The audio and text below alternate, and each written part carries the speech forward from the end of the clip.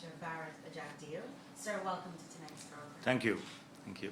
Okay, so we will jump right in. We only have an hour for Sure. tonight's discussion, and we are going to start with the issue of concessions. Dr. Jagdeo, many of the oil and gas contracts have concessions which leave locals at a disadvantage. With Guyana now being an established, proven oil reserve country, do you plan to review some of these massive concessions which put some of our locals at a disadvantage? Well, first of all, I think we've been very clear about our approach to the oil and gas sector. We outlined several areas in our manifesto, and we campaigned on that. And that has to do with how we treat existing contracts and how we treat future contracts. That's first of all. Secondly, transparency provisions, and then what we want the resources used for. So we explained these during the campaign trail. But you asked specifically about how Guyanese are going to benefit.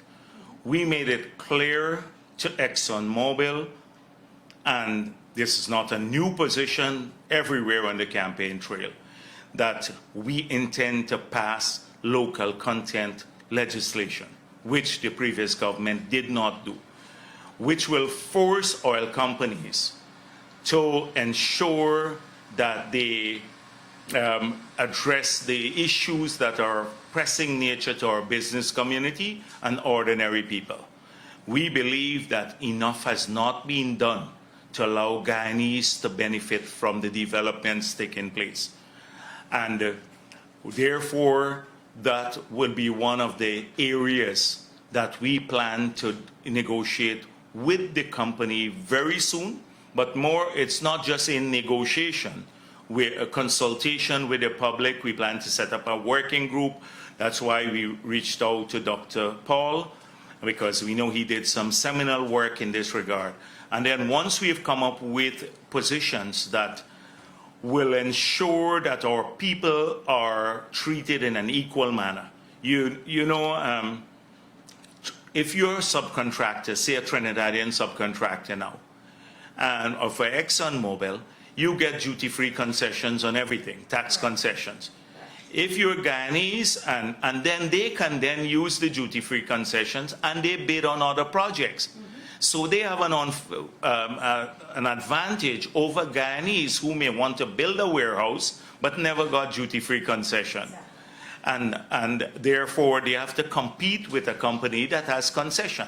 That has to change. And this can't be, we made it clear to Exxon in our initial engagement that local content is not just for Exxon alone or the company, that it is for all their subcontractors. So Exxon could easily say, well, I've subcontracted the work out, and therefore that's not my responsibility. They will have a responsibility to ensure that their subcontractors also observe rigidly the provisions of the legislation in relation to local content. And we have to fix this. I don't want to regale you with examples that we have used on the campaign trail, but Guyanese are doing the same job and they get less pay. That can't happen in the future. Secondly, there are lots of work that could be done by Guyanese companies that are subcontracted to foreign companies. I understand a Guyanese company at this point in time can't build an FPSO, but they can definitely provide a whole range of services that are now contracted out to foreign companies. That has to change. And so you asked me about this, and we are moving swiftly. We're hoping before the end of the year that we have draft legislation that we can put before the Parliament to deal with local content and driving more business and jobs for our people. The whole philosophy is that we want the oil companies to prosper, but Guyanese have to share that prosperity. If we don't, then we might as well shut down the sector if we don't share the prosperity. And we're going to ensure that that happens, that Guyanese share prosperity. This is a promise we made to people, and we will observe it faithfully. Thank you very much, sir. On the issue of local content, ExxonMobil has said that it has expended some $60 million on local content efforts. What is going to be the position of the PPP in terms of auditing these costs to ensure what was expended was not inflated and to ensure that what ExxonMobil calls local content falls within the framework of the government where local content is concerned? You see, this is because there is no legislation, there is no law governing local content, then the company there's been no real definition, and there has been no interest on the part of the previous government to do the audits or to hold the company accountable in terms of definition of local content. That is why people can get away with this sort of thing. So once you have legislation, you have to have put in place the means of enforcing the legislation. And that is why we need a capability in government that will ensure that every provision of the contracts going forward, that those are observed by the companies involved. This includes auditing of local content costs and to see whether the components of those costs are properly classified. Okay. I'd like to turn your attention to the environment. This has been a widely spoken on issue, and particularly as it relates to the Environmental Protection Agency, in terms of it being a well-resourced regulator.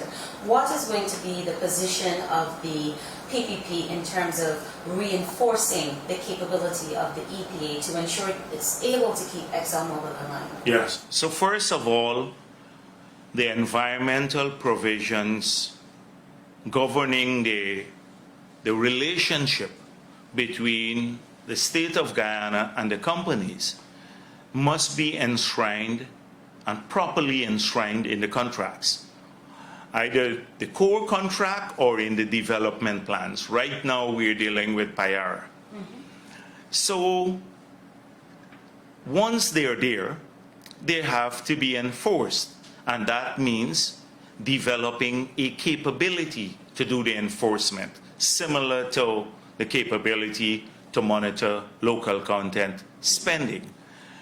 So that is an important issue for us. We have made it clear that in the negotiations, even in Payara, that there are some critical issues that we have to be satisfied about.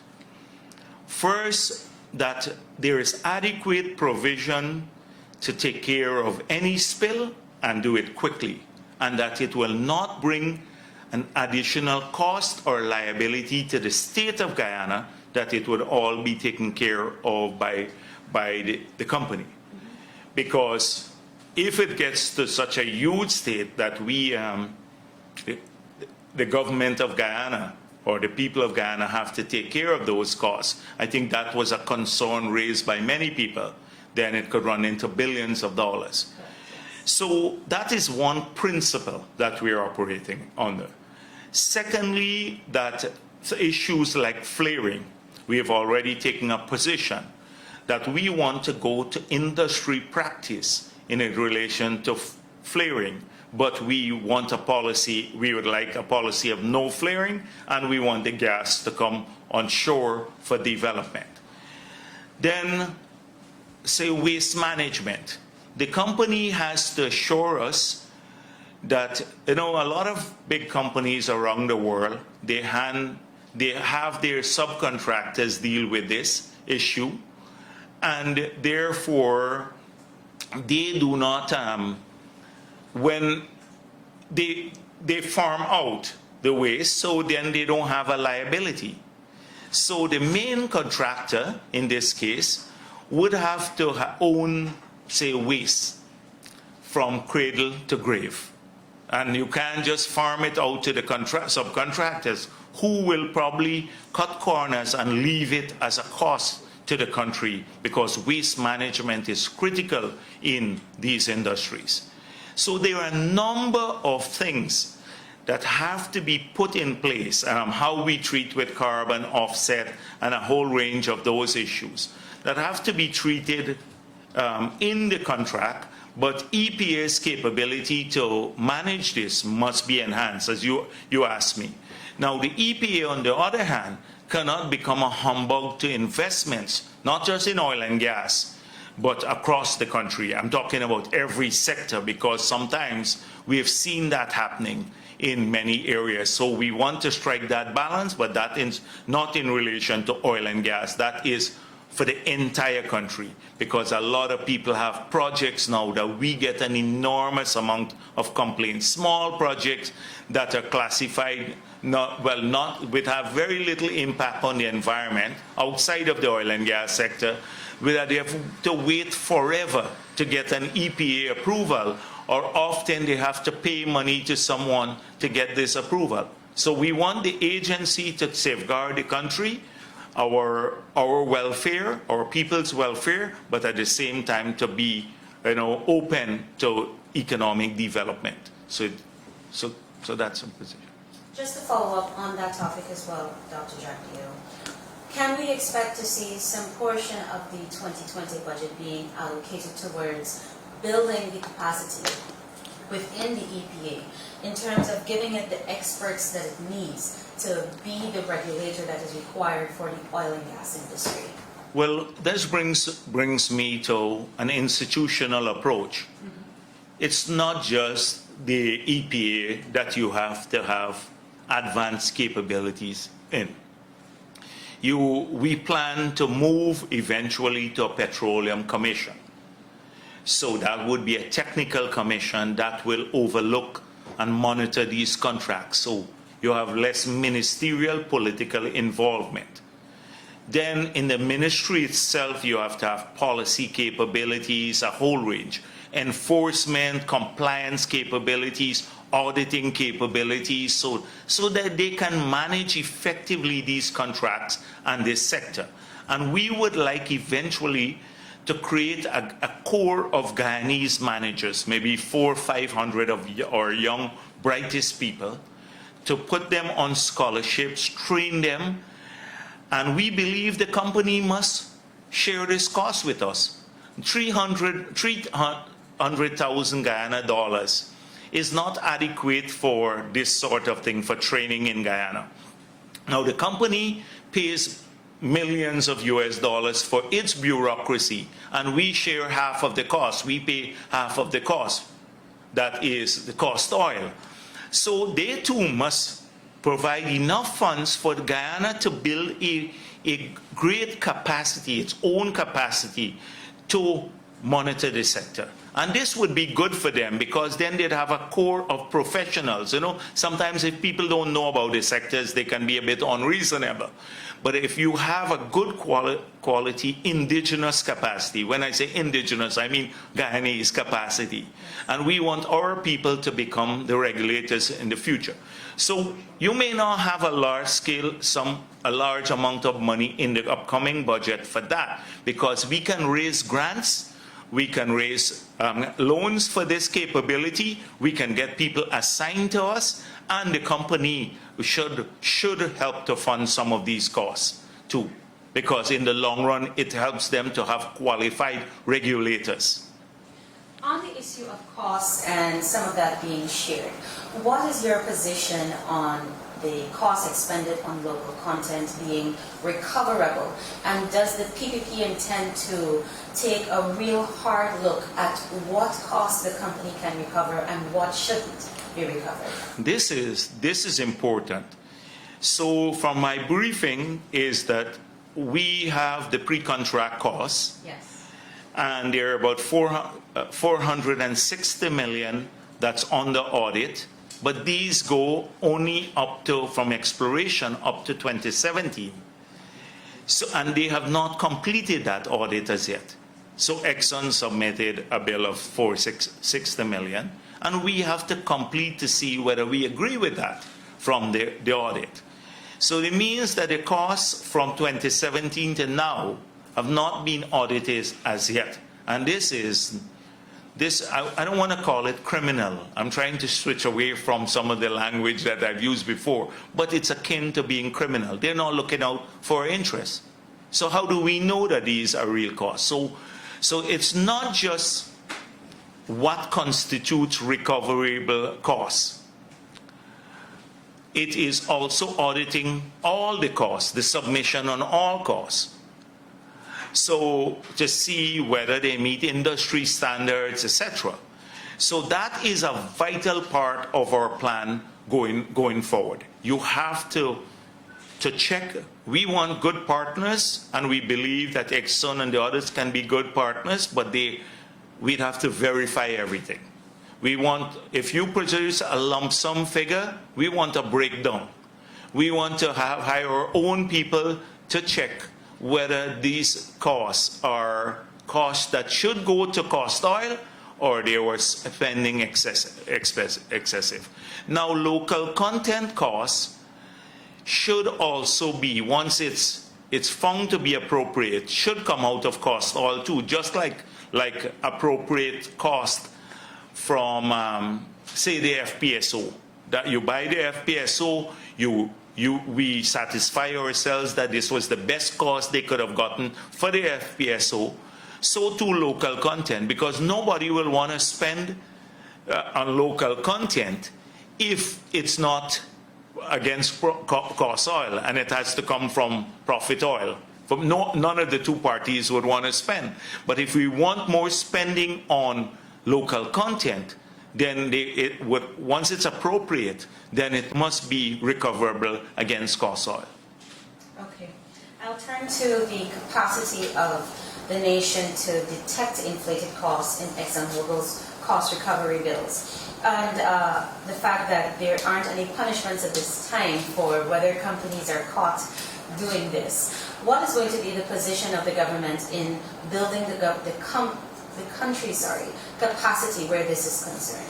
So clearly in the future, right now, if we find that the costs are inflated, then there must be remedies. You can't get off scot-free if you inflate the costs and then you expect the next partner to accept it without any remedy. There must be a remedy in the contract, and I believe arbitration is one of those remedies. Right? So that as it relates to the existing contract. In the future, these are issues that will have to be addressed, because the contract, the original contract, many people have been critical, including us in opposition. The newspapers, Kaieteur News, and many others, they have pointed out in huge areas of deficiency in those contracts. So, like the lack of ring fencing, that is a key issue we have to address. Maybe profit oil, royalty, a whole range of other issues that are there. We were critical of the weakening of relinquishment provision. I don't want to enumerate them. There are about 8 or 9 issues: the lack of rigid provisions for local content, the fiscal terms, etc. So we made it clear, and we said it on the campaign too, that we have to develop a standard PSA, production sharing agreement, in the future. And where all of these issues will have to be addressed. And therefore, any company in the future that wants to negotiate a production sharing agreement will have to face those terms. So even ExxonMobil, which is the main operator on the Kanji block, the Kanji block and Kaieteur blocks, they will have different terms than the existing contract when they come to develop those areas. Because the provisions under the Stabroek block, the agreement that Trotman signed, will not apply, and we ensure that that's not going to happen. We promise that already apply to future negotiations on the Kanji block and the Kaieteur block. And therefore, a lot of opportunities will be there for those areas to be fixed. Right now, immediately we believe that we can, even without renegotiating this contract, the existing contract in relation to those provisions, there are areas where we can work together, where the company may not even be resistant to, because they've seen now the strong, passionate feeling of Guyanese that they have to benefit on these. That is increased local content, what we spoke of at the beginning. 2, moving our gas onshore swiftly, as quickly as possible to produce energy, probably protein for animal farm, for animal livestock industry, and also maybe in the first phase, LNG, that is cooking gas. So we are looking at that area too. That is a crucial area where you can bring almost immediate benefits to Guyanese through more jobs, more spending here outside of our royalty and our profit oil outside, and also will bring lower cost to them and will push our industrialization forward. That's what we are looking at to improve what we have immediately. Okay, and before we go to our first commercial break, I would just like to take you back to the environment and conclude on that subject matter. Sir, you're often regarded to as the champion of the earth. I'd like to know, how does the champion of the earth feel about the fact that ExxonMobil has flared over 10 billion cubic feet of gas offshore Guyana and continues to do so? Have you sat down with ExxonMobil to express your displeasure about this? And how do you intend to incorporate the learnings on the environmental aspect into the Kaieteur review? Sure. So, first of all, a ton of carbon emitted in Guyana has the same impact on the world as a ton of carbon emitted maybe in China or anywhere else. So right now what I'm disappointed with is that it seems the world has lost momentum on this issue. And since the early climate agreements, we have now seen a watering down of the target. So right now, maybe the recession and COVID has caused some dip in carbon emission because of lower levels of activities and travel. But if you were looking at the historic trend pre-COVID, you would see that we're on a pathway, a trajectory now that will increase the global temperatures at maybe 3-4 degrees above pre-industrial level.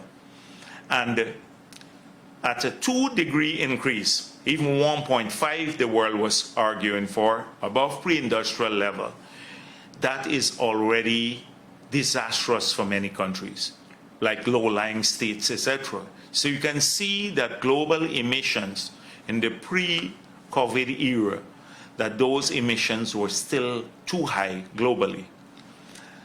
Guyana remains a carbon sink. So with our forests, we emit less carbon to the world, right, our carbon emission, than we take out from the atmosphere through our forests. So we can't have the ideal policy here in Guyana when the rest of the world is emitting as they see fit and still have a global impact, that is to abate climate change. Nevertheless, we must head there. And so we made I'm sure on the Kaieteur there are some discussions about offset. Two, Exxon and the others have to spend more here on environmental issues. Thirdly, we want to move to renewables, so gas. The gas is less polluting than bunker C and diesel, which we use to generate most of our power. So we want to move there to that. The president just this week agreed that there will be 25,100 watts solar systems that will be bought that will to go to 25,000 households in the hinterland and the riverine areas of the country. You would recall that we had given out some solar panels. They became old now, many have not working. And then we had 6,000 when we left office, and APNU never distributed those. So a lot of the hinterland community don't have access to power now. So that was done there. So solar becomes vital for us, not just the larger community units, but even at the household level. We are still re-examining wind power, and then the hydropower. Once we get past the power from gas, which is less polluting than Bunker C and the others, then we also bring back hydropower in the power mix. So we want to make sure that we have a combination of renewable energy and gas, which is less polluting than bunker and diesel. So that is crucial for us, and that is why this project is. So we haven't given up on that. Then on transport, we also want to see if we can do a blend so that we cut down the use of gas, etc. If we can use ethanol blend. Energy saving devices, all of these issues will be put in place. So coming back to the issue of us being a producer, many people say, "Oh, you're a producer of oil now, and therefore the world is against oil or using oil because it has a polluting impact." And there are many people now saying we should not produce oil again. We don't have that option in Guyana. Our people badly need development. And we have to make sure that we produce the oil and get as much out of it for our people to invest long-term in other sectors so they can get wealthier, they don't have a decent life. That is what it is about.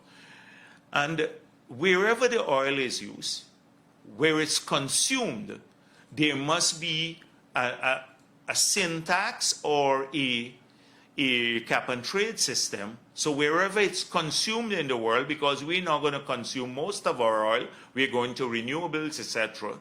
That is where they pay the price for the environmental impact. So if there's a carbon tax or a cap and trade system, that is where the price is paid on the environmental side to dissuade people from using it.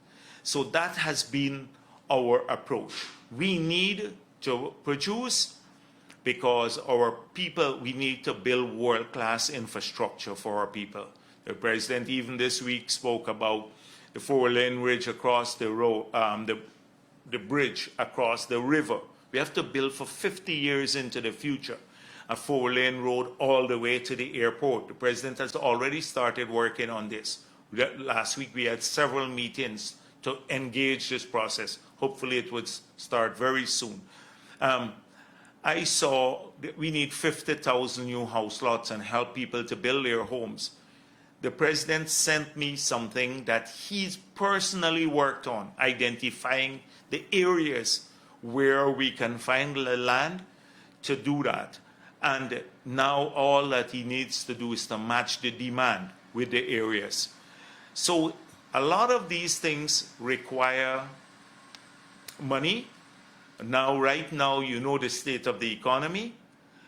We have borrowed $150 billion at least from the private sector and the central bank.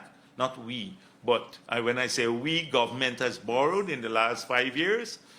And therefore, your capacity to do many things diminish. In this budget, we'll have a ton of expenditure rolling over from the past that we'll have to address.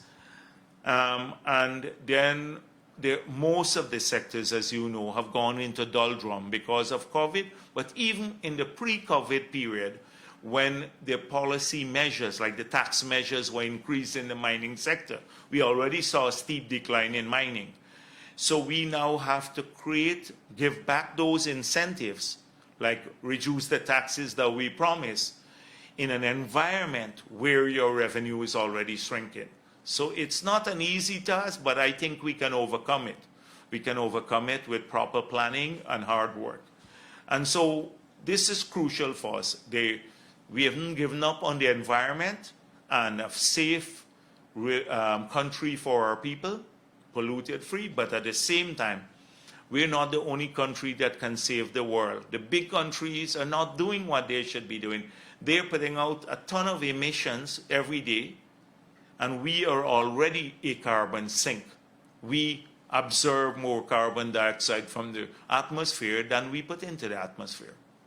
But that doesn't mean that ExxonMobil, let me make that clear, in the negotiation, that doesn't mean that ExxonMobil doesn't have to make more provisions to allow us or to help us to create a financial flow to the government beyond a 300,000 that they gave, a paltry sum. That sum is less than one staff make at Exxon. And also, that's too paltry a sum to assist us in rolling out the plans that we mentioned earlier. Thank you very much, Dr. Jagdeo. We will go to a quick commercial break and we will return for more discussions on Guyana's oil and oil.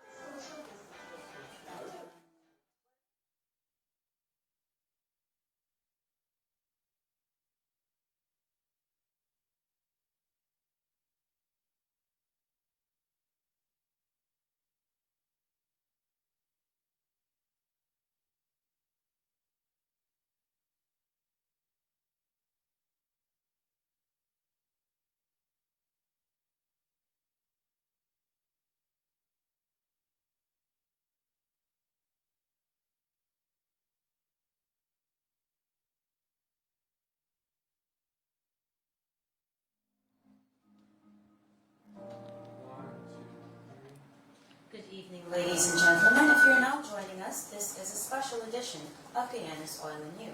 I am your hostess this evening, senior journalist of Kaieteur News, Kiana Wilbert, and we have with us this evening the Vice President of Guyana, Dr. Bharrat Jagdeo. Sir, I'd like to turn your attention now to the issue of corruption. Now, there have been serious concerns about perceptions of corruption where the PPP regime is concerned.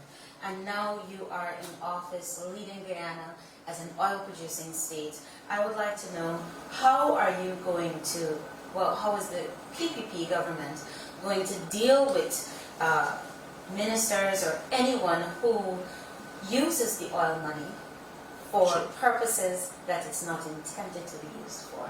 How are you going to deal with those ministers or potential ministers who might, say, for example, funnel the oil money into their private bank accounts? Well, I think you may have some information that we are currently tracing now.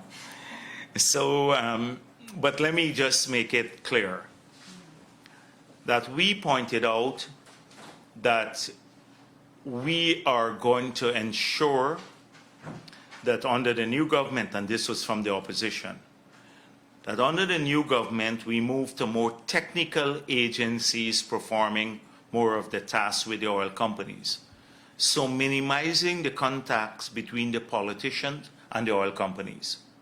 That they don't, any negotiation could be from a policy perspective led by maybe a minister or be guidance by the minister or the cabinet, but the negotiations themselves are done at the technical level. So minimizing contact at that negotiating level where a person could trade policies. I gave you a weak policy. We were all shocked to learn from Global Witness report that former Minister Trotman, in spite of several advice to hold on for a couple of weeks more, he just went ahead, and he is not equipped to deal with the technical issues. Nevertheless, went ahead in a speedy manner and signed the contract. So we want a process. The technical people must prepare negotiating briefs. They must go to the minister. The minister has to seek clearance, and it goes back to the technical people to pursue the negotiations. That's one. Two, we promised and we intend to implement this very soon, if not the first few, as soon as we get over the budget. The legislation that will criminalize non-disclosure of revenue or any receipt from oil companies.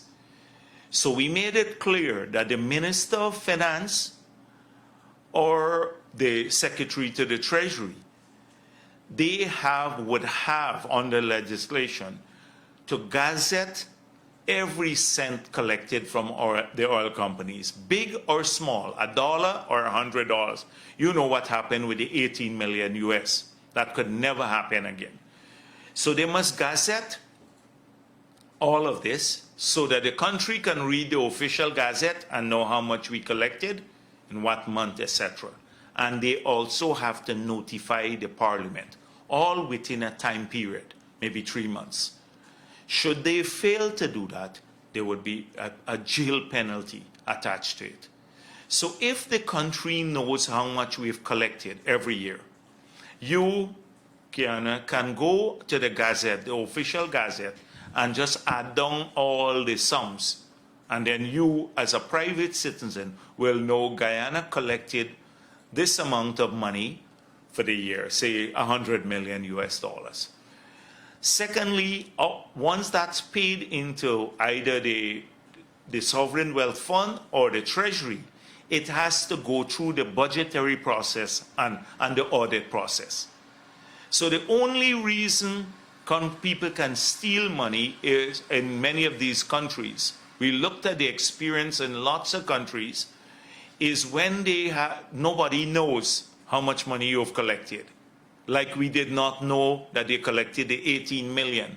And then Jordan said he thought it was a gift. Right here on Kaieteur Radio, weeks before the elections, said he thought it was a gift. It was not a gift. It should have been paid into the Treasury and the Parliament notified. So if you have that, then you will never be able to do that sort of thing. And therefore, so that is a key provision for us. There'll be other transparency provisions. We promise to work on campaign financing legislation.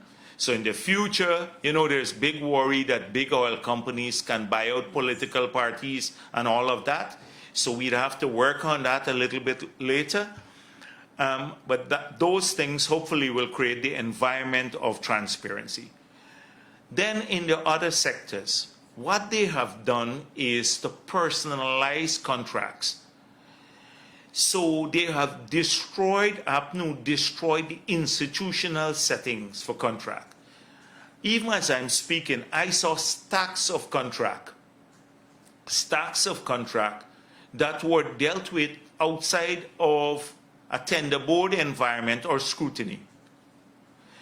So when you undermine the procedure for awarding contracts, you don't advertise, or the selective tendering are done with only 3 people in your office, like the Olita Moore contracts, then there's room for corruption, enormous amount of corruption. So we have to go back rigidly to put in place the safeguards we had in relation to tendering, etc., and the regulations would be in place. And then audits. So you wouldn't believe that NISIL, in 5 years of this government, with all the talk of transparency, never had an audit.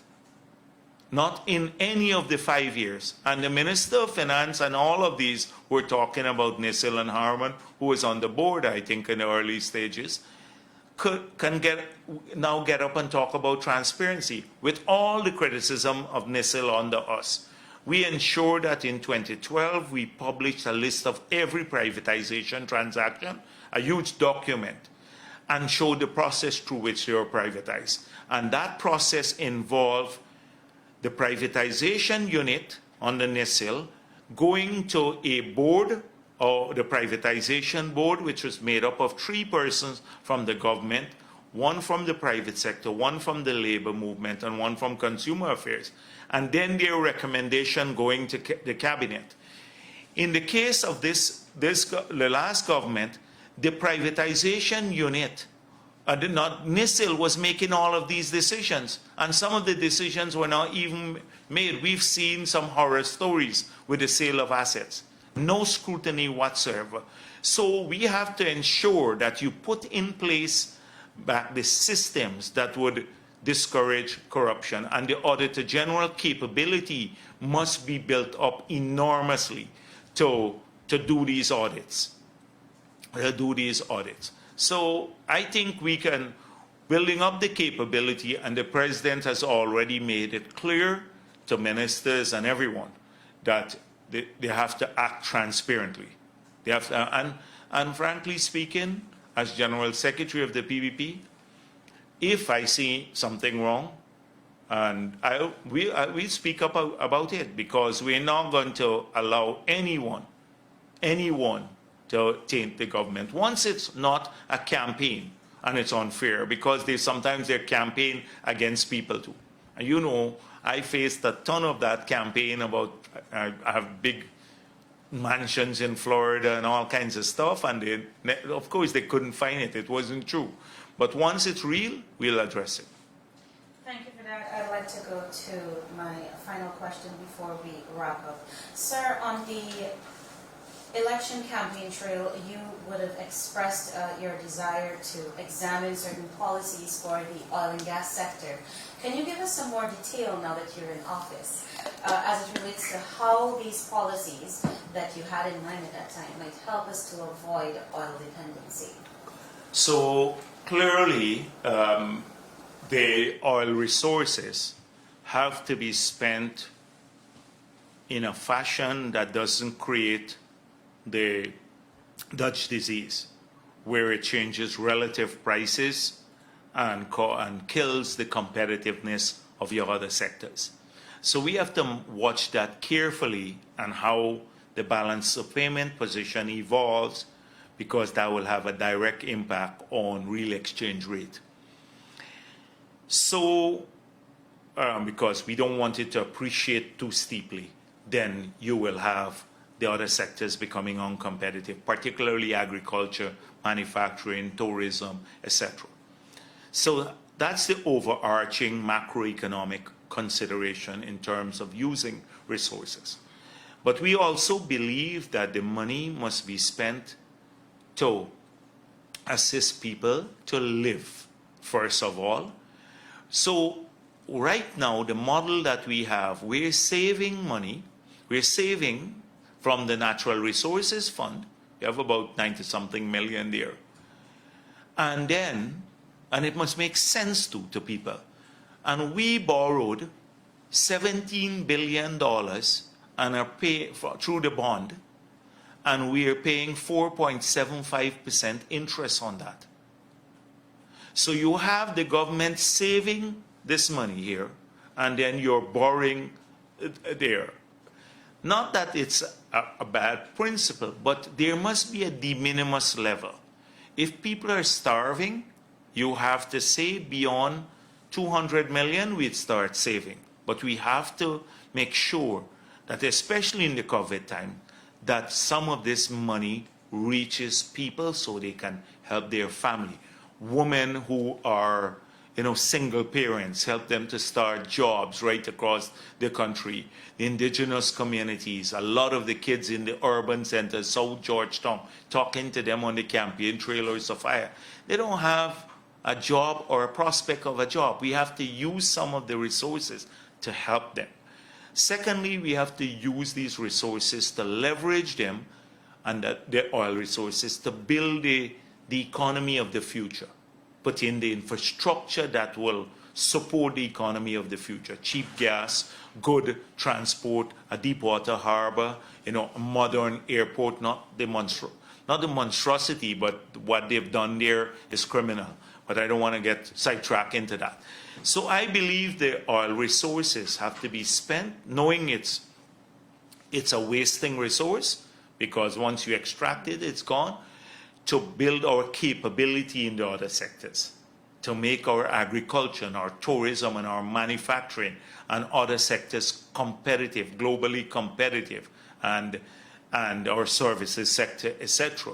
So years from now, we're not totally dependent on oil, because if those sectors die off, if there is a change of the relative prices, you will become like Trinidad and Venezuela and the others. We have a relatively diversified economy now. So you're going to hear more of how we're rethinking the entire scheme of using oil resources, all in a transparent manner. Transparency will not be compromised, but we'd use it to ensure that future growth is assured and well-being of our people. Okay, thank you very much, Dr. Jagdeo. I'd like to give you a few minutes for your concluding thoughts on Guyana's future as an oil-producing state, and in terms of the management that we can expect from the PPP administration. Okay, before I do so, I just wish to, because huge problem we have now, every Guyanese, and it's a big fear people have, is about the COVID-19. Yes. The president yesterday spoke extensively on that matter. And now that we're testing more, the testing has gone up exponentially, we're going to find more cases. For example, we were deluding ourselves that Region 5 didn't have any case. And guess how they discovered that Region 5 had a case? When the woman was going abroad, she went for a test. We didn't discover it and found out she was positive. So many places there, I believe, and if we do antibody tests, we may find thousands of people who've had the COVID and were asymptomatic and now have antibodies. But because the testing, you could be testing 40 to 60 persons a day, was inadequate. And so the testing is going up. We'll find more cases now because there are more cases out there. And then people have to be a bit, you can't shut down the country totally. You know the consequences of that. People are not prepared to accept that now. They're coming out because they have to work, they have to eat, a lot of stuff, and they're unprepared, even the airports. So we are putting in place these protocols, but people have to observe them. You know, people go to the market and they should walk with their mask. If they don't have a mask, we can make the resources available so they can get masks. But please wear the mask, because it's important we can open up in responsible ways. You know, the stores and stuff, if people go in, because then the transmission is at a minimal. If everyone has on masks, then you know it's harder to get infected. Not foolproof, but harder. And so I want to make to plea with people that we have to have some semblance of normalcy opening up, but they can help enormously if they follow the protocols, and that more testing will be done and we'll find more cases because enough was not done. We didn't have the kits, now we're buying the automated systems, etc. And so we're going to move from a few hundred tests to maybe 500 tests a day, and you will see the figures go up because people have COVID out there, and they're out there, and they just passed it, and without even knowing, a lot of people.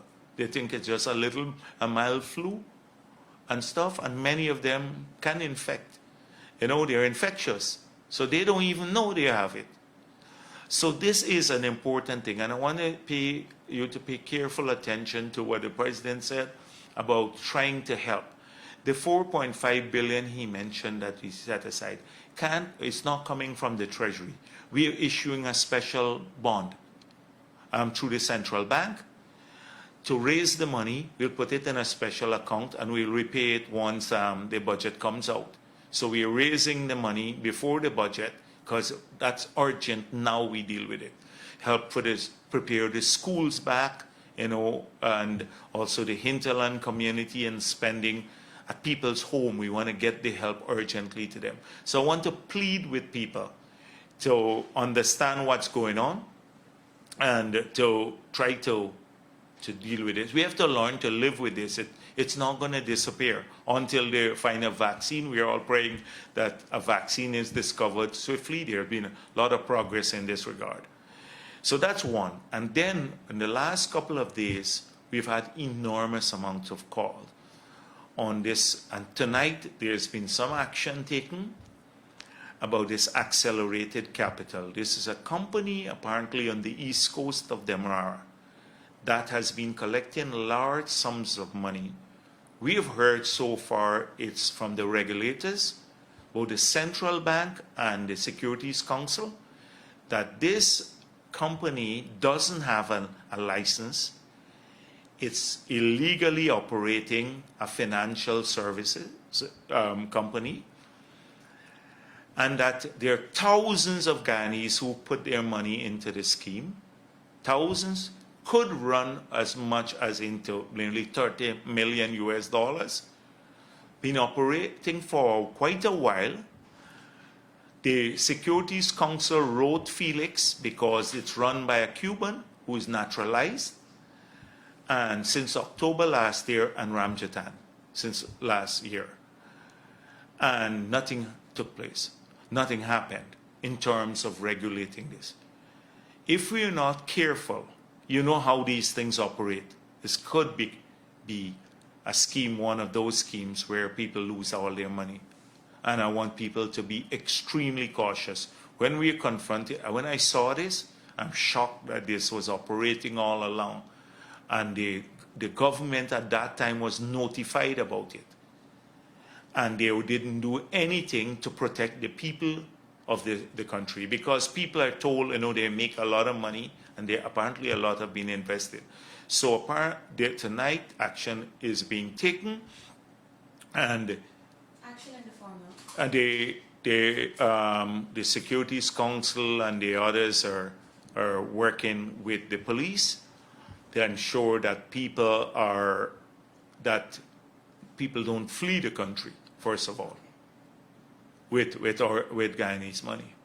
And I know it must come as a shock to people. I heard people sold their car and their homes and all and invested in this. When I heard all of this, we heard about it, by the way, and from some individuals, but we did not know the scale of it. But it's shocking this afternoon, and we have a duty to notify people. I know a lot of it, and the guys, apparently they're very cagey. They tell people, they have money in Vegas, and the central bank is not allowing them to bring back the money, and that the last government didn't give them a license. This government will give them a license and stuff like that. We are very concerned about it, and if people are listening, they should be concerned. We have asked the regulators to deal with this. We have asked the regulators to deal with it. Those are two things I wanted to bring to your attention. You asked about managing the sector. We want to do so openly, transparently. Many times we may not have the same view. Like, I know if you talk to 10 experts on local content, every one of them have a different view as to how to address it. If you talk about the 10 experts on regulations, some are pro-industry, some against, some want total shutdown. We're going to be driven by the technical expertise, and many times we may even have a different view than the newspapers or so, because of the experts in the newspaper. But one thing will not be compromised. That is the best interest of the people of this country. And we made it clear that we are going to try to, as far as possible, ensure that Guyanese benefit from these resources. We have opportunities in the future when new negotiations come up, but we can't shut down the industry as some people are calling for to. Industry will be vital, the oil and gas industry, to our future, but we have to do it well and see our people benefit from it. Okay. Dr. Jagdeo, thank you very much for being part of tonight's discourse. We hope that we can have you back on the program again. Sure. And this initiative, it's geared towards educating Guyanese Yes. about the different aspects of the oil and gas industry. It's very And we're going to complex. make sure that people who are advising and stuff, that they're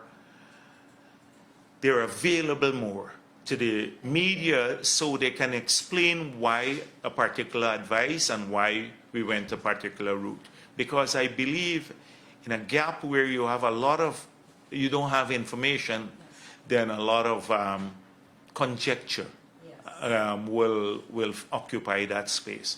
So we want to make sure that more people are accountable. If we can't explain a policy, we shouldn't put it in place.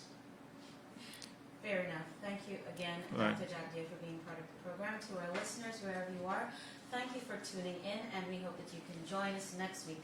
Same time, same place. Do continue to stay safe.